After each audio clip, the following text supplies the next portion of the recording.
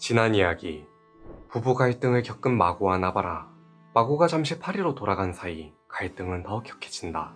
마고의 오빠 앙리 3세가 그녀를 걸고 넘어진 것이다.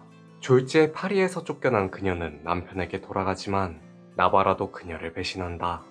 믿었던 동생마저 세상을 뜨면서 홀로 남게 된 마고. 끝없는 희생의 대가가 배신이라는 사실이 그녀를 흑화하게 했고 마침내 옛사랑을 찾아 복수를 꿈꾸지만 그것 또한 가로막히고 말았다. 망나니 앙리, 바람둥이 앙리, 광신도 앙리. 이름만 똑같은 세 앙리들의 싸움은 생각보다 허무하게 끝났다. 민중봉기를 일으켜 파리를 접수한 광신도 앙리는 망나니 앙리의 칼에 맞아 사망했고, 망나니 앙리는 마치 광신도 앙리가 복수라도 하듯 또 다른 광신도에게 똑같이 칼에 맞아 사망했다. 얼결의 왕자를 차지한 바람둥이 앙리. 이제 발로아 왕조는 저물고 프랑스 왕국의 마지막 왕조 부르봉의 시대가 열렸다.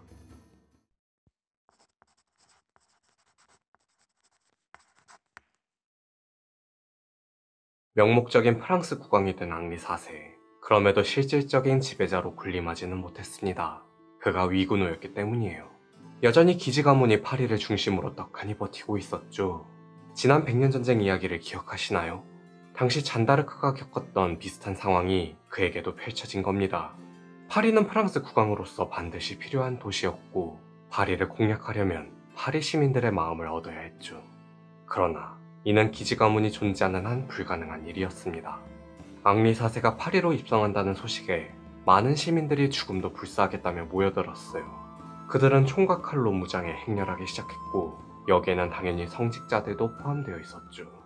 결국 1590년 그는 파리를 공략하기 위해 군대를 동원합니다. 하지만 이미 숱한 외적의 침입을 받아온 파리는 만반의 준비가 되어 있었어요. 도시는 단단한 성벽으로 둘러싸여 있었고 수비군 또한 그의 병력보다 배로 많았죠. 이대로라면 막대한 피해가 예상되었습니다. 그래서 그는 강행 돌파하기보다는 도시 전체를 봉쇄하기로 마음먹었어요.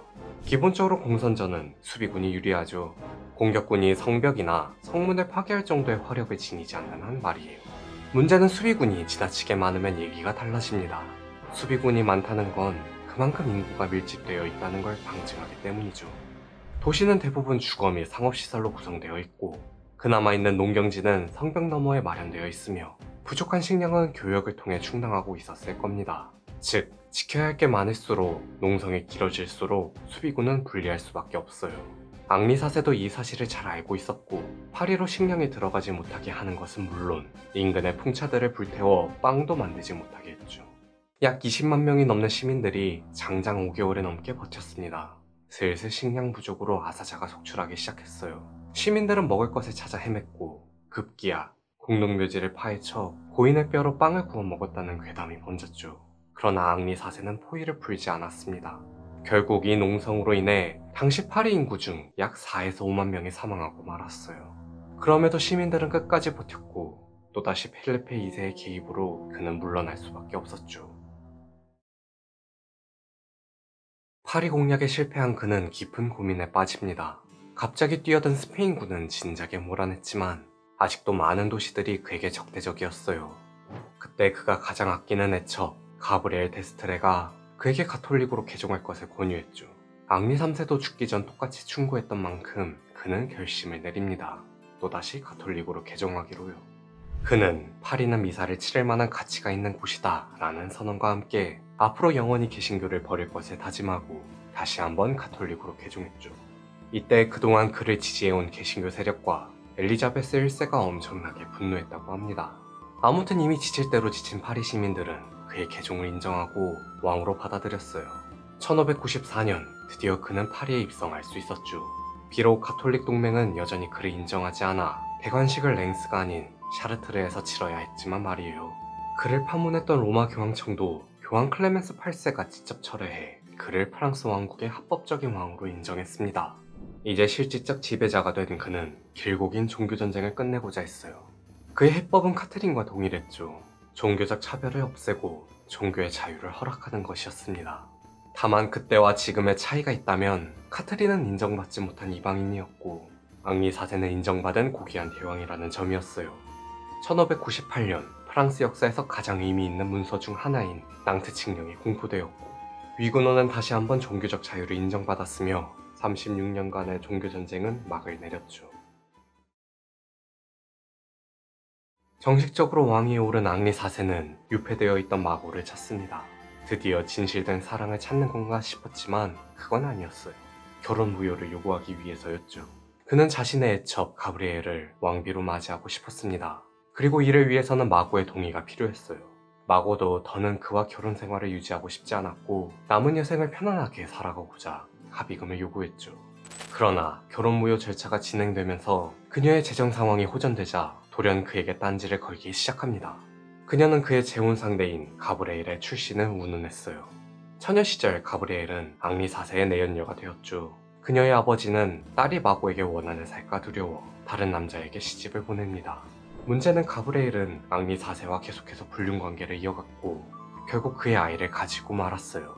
그녀를 너무나 사랑했던 앙리 4세는 그녀와 나은 사생활을 입적했고 그녀가 남편과 결혼을 무효할 수 있도록 도왔으며 심지어 카트린의 사후 그녀의 사유지를 선물해 가브리엘을 후적위에 앉혔죠. 이 눈물 없이 볼 수 없는 치정극에 마고는 신물이 났고 그처럼 천박한 여자를 내 자리에 앉힐 수는 없다며 재혼 상대는 품이 있는 공주만이 가능하다고 엄포를 놓았습니다. 이처럼 그녀의 지속된 방해 공작으로 결혼 무효 절차는 늘어지고 맙니다. 마고를 불쌍히 여긴 사람들은 가브리엘을 오물 공작 부인이라 불렀어요. 하지만 둘의 사랑은 여전했죠. 앙리 4세는 교황에게 자신의 결혼 무효와 재혼 승인을 요구한 뒤 그녀에게 프로포즈했습니다. 그러나 둘의 재혼은 끝내 이루어지지 못했어요. 1599년 당시 임신 중이던 그녀는 자간증으로 인해 뱃속의 아이와 함께 죽고 말았죠. 앙리 4세는 그녀의 죽음에 몹시 슬퍼했습니다. 그녀를 애도하며 검은색 옷을 입었는데요. 이는 역대 프랑스 국왕들도 하지 않았던 일이었죠. 심지어 그녀는 왕비가 되지 못했음에도 왕비의 장례식으로 치러졌습니다. 가브리엘의 사망 소식에 마고도 이제 만족했는지 조건을 어마어마한 합의금과 자신의 왕실직위 유지로 바꾸며 마무리했어요. 같은 해인 1599년 교황의 승인하에 두 사람은 드디어 갈라서게 되었죠. 앙리 4세는 위군호 전쟁으로 황폐해진 프랑스를 복구하기 위해 많은 돈이 필요했습니다. 이듬해인 1600년 그는 마리아 데 메디치와 결혼해 메디치가의 진 빚에 탕감할 수 있었어요. 물론 그의 호색함에 그녀도 마고처럼 질을 떨었다고 하죠. 그래서 이 둘은 통했던 것일까요? 오히려 그녀는 남편보다 마고와 친하게 지냈고 마고는 프랑스대에 문외한 그녀를 대신해 그녀의 자식들을 직접 교육해 주었습니다. 그리고 두 사람을 더 끈끈해지게 만든 결정적인 사건이 일어났죠. 1610년 앙리 4세가 암살당했습니다. 그는 정치적인 이유로 마리아의 대관식을 미뤘다가 결혼 후 10년이 지나서야 진행했어요. 그날이 암살당하기 바로 전날이었죠. 때문에 대관식 관련 의식들로 파리 시내는 교통체증이 일어났습니다. 마침 그는 그 중심에 있었고 그를 호위하던 근위병들은 길을 열기에 여념이 없었으며 그 틈을 타 거사가 진행되었어요. 가톨릭 광신도였던 라바이악은 단숨에 마차에 올라타 앙리 4세를 칼로 2번이나 찔렀죠. 결국 종교적 갈등을 매듭지어 했었던 그도 앞선 두 앙리들처럼 허망하게 사망한 겁니다. 그럼에도 카트린과 앙리 4세는 프랑스의 한 가지 값진 교훈을 가져다 주었어요. 바로 관용이었죠. 이번 전쟁도 종교의 탈을 쓴 권력 다툼에 불과했습니다. 하지만 결과적으로 서로가 서로의 종교를 이해하려 하지 않았기에 장교화되었어요. 물론 이후에도 위군호에 대한 탄압은 이어졌고 오늘날까지도 프랑스 내에서는 인종차별, 이민자 혐오, 소득, 교육 등등 다양한 불평등 문제들로 다소 관용과 거리가 먼 모습을 보이고 있죠. 다만 생제르맹 칙령부터 낭트 칙령에 이르기까지 그들이 보여준 종교에 대한 관용은 이후 프랑스 정신을 대표하는 하나의 가치관이 되었습니다. 대표적으로 후대 인물인 볼테르가 이를 발전시킨 거고요. 이는 프랑스 헌법 1조에도 반영되어 프랑스를 자유의 나라로 만드는 중요한 가치를 제공했죠.